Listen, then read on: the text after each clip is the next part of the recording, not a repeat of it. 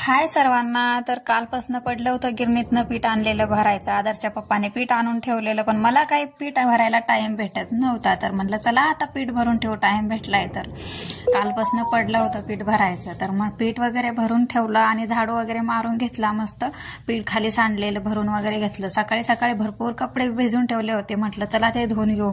तर माझी तर कंबर आणि हातपाय खूप दुखत होते, अंग खूप दुखत होतं माझं. पण कपडे ठेवायला काही जमणार नव्हतं, कारण की कपडे ठेवले म्हणजे त्या कपड्यांचा वास येतो. त्यामुळे मग झोपले जरी असते तर मला झोप लागली नसती.